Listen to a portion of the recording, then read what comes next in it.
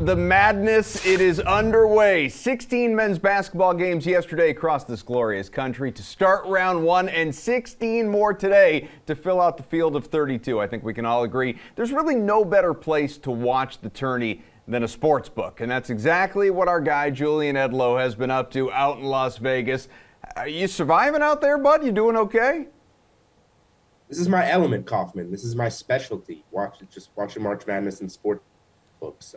Not necessarily winning, but just being there and watching. You don't look any worse for the wear. You seem to be all right. Early hour there, you had to get up for this thing. You're not a sleeper, Kaufman. I'm You're not awake at all creepy hours of the night. And when you get out here, the time change, I'm all over the place.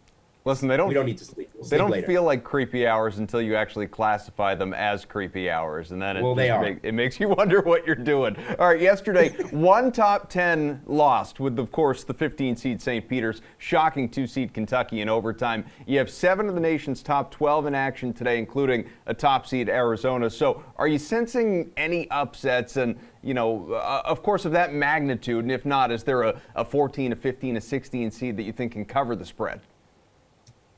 I don't think we ever sense upsets of that magnitude. That was like a top 5 tournament upset of all time. I had Kentucky playing in the final in my bracket. That's not going to work out anymore. But that said, like a 14 that can beat a 3, it has to be Colgate. I don't know if I'm going to play the money line, but like 7.5.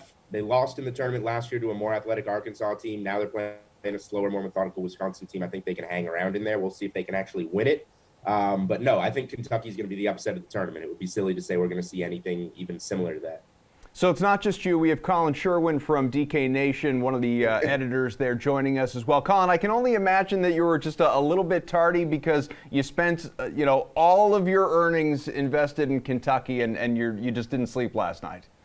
Actually, I was at the drugstore buying tissues for my board from yesterday.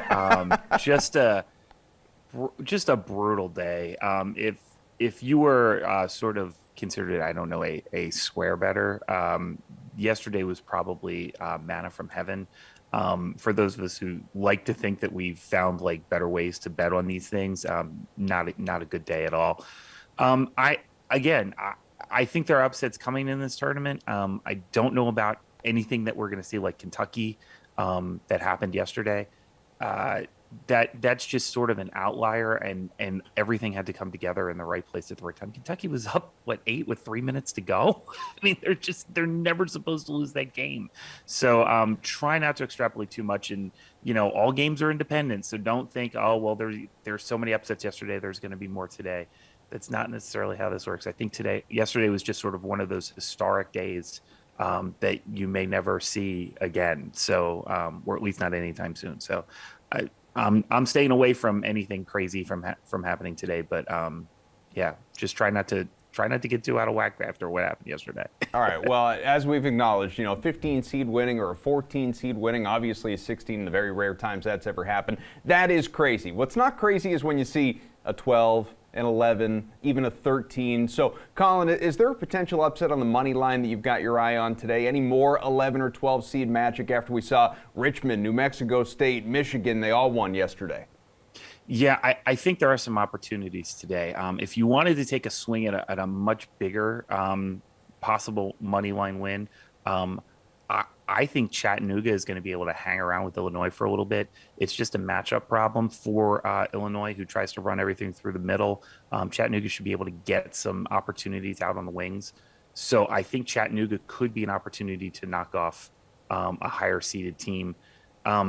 Otherwise, I think it's kind of an unusual pick, but Colgate was in this tournament last year, has a lot of the same players that were a part of their run last year. They get a Wisconsin team that's not playing their best basketball right now. The problem with Colgate is last year in the tournament, they just got absolutely blown out in their first round game. I don't know if they've learned anything from that, or if that experience and sort of being in the exact same position in 2022 will help them compared to 2021. So I kind of like Colgate at plus 270. And I just think Chattanooga has a chance, just with the way that they play at plus 280, to possibly steal one. Jules, those two games that Collin just mentioned, they both are pretty similar spreads, 7.5, 8 points. Is it one of those that stands out to you as well, or is there something different? Yeah, both of those are in my best bets article. And I'm going to play plus 7.5 with Colgate. I'm going to play plus 8 with Chattanooga.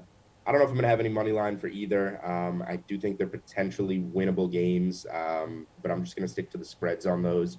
I guess there's some shorter dogs that I do think can win and technically upsets in brackets, 10 and 11 seed, and that being Miami over USC. They're getting 2 points there. USC has a lot of length, but what Miami does is they play everybody on the perimeter. So they will make USC's length matter less, and they have really good guard play, which is great in the tournament. So I haven't bet either yet, but like Miami plus 115 on the money line. Again, really short here, close to a pick 'em.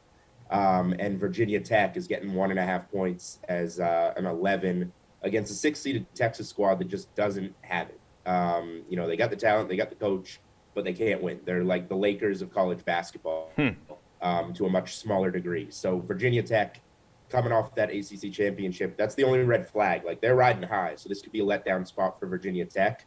But I do lean that way against Texas. Do you have a favorite, staying with you, Julian, favorite program to cover the spread today? Obviously, I mean, there are some wide favorites. There are some really big spreads. I mean, Texas Tech, Auburn, Purdue, Villanova, obviously Duke in Coach K's farewell. You've got Arizona, the top seed. Any of these, teams that are favored by at least 15 points that you really like, or just somebody else? In terms of the big favorites, if I do anything, it's probably going to be maybe Purdue first half or a Purdue first half team total or something to just come out and be all over Yale that, barely got in by, winning their conference championship last second. Purdue hasn't covered a spread in months. They're 0-9-1 against the spread in their last 10 games. They were brutal against the spread this season, but they should come out and be all over Yale in this game. So I might back them first half or something. I did that with the Zags yesterday. It didn't work. Got it back in the second half. I hope it doesn't go that way today, and they just come out and take care of business. Yeah, it was Zags like plus 30 in the second half or something like that. Collin, what do you think? Favorite team to cover the spread?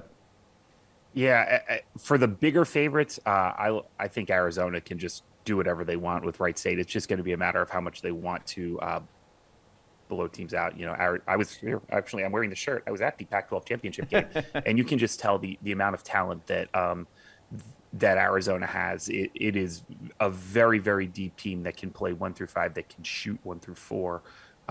They just sort of do everything that you need in the tournament, and that's being able to win in multiple different ways.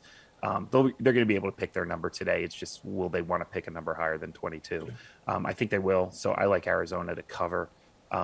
Of the biggest spreads, that is the biggest spread on the board today, and I do think the Wildcats get there. Collin, most game totals for today are in the 130s. No real surprise there. You have a couple of huge ones that are sitting up in the mid-150s. Any totals that interest you?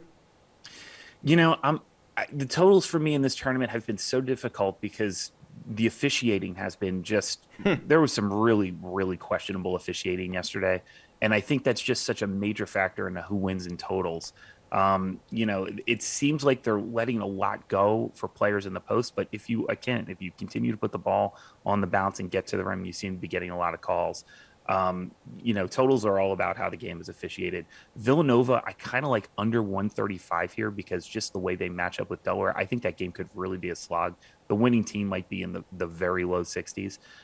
So if I was to target an over-under today, it would be Villanova.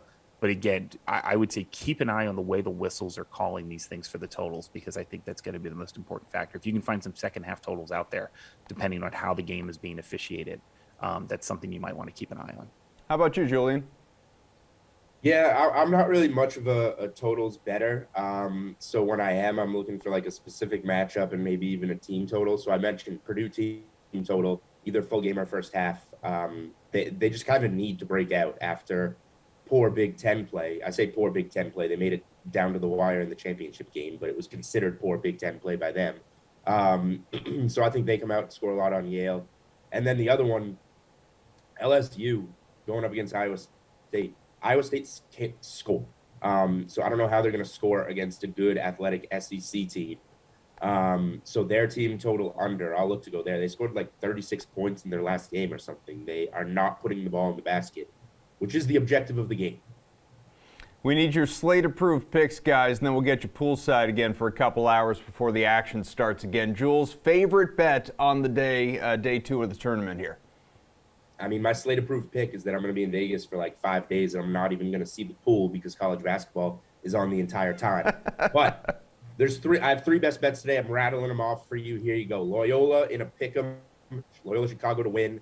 LSU -4. I think they're going to hammer Iowa State, like I just said.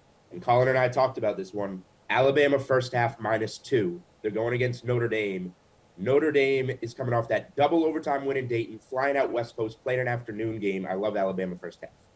Jules knows better than to bet against Sister Jean, Collin. Yeah, I like all of Julian's picks here. I'm a little trepidatious about LSU. I think he's right on talent. If LSU shows up, they're certainly a +4 or -4 there is great. The problem is that they don't have a coach right now, and it's just going to be how they respond internally as a team. Do they care? Do they want to be there? If they do, they will blow the doors off. I also want to add TCU to that list. I think TCU is just going to run away and hide today. Just a really good team. 2 teams going in opposite directions. Seton Hall is just, has sort of been middling the last 2 months in TCU. While they're only 4-4 in their last 8, in 7 of those last 8, they've played a top 15 team in the country. So I really like TCU here. I think that's a good one. Also, keep an eye on Jacksonville State first half. Just a matchup thing. Jacksonville State starts really well. They just fall apart in the second half. And Auburn starts slow and tends to play really well in the second half. So you get an 8.5 there. I kind of like Jacksonville State to hang around and get everybody go eye raised at halftime and go, oh, Jacksonville State. And then they get blown out in the second half. But take them first half.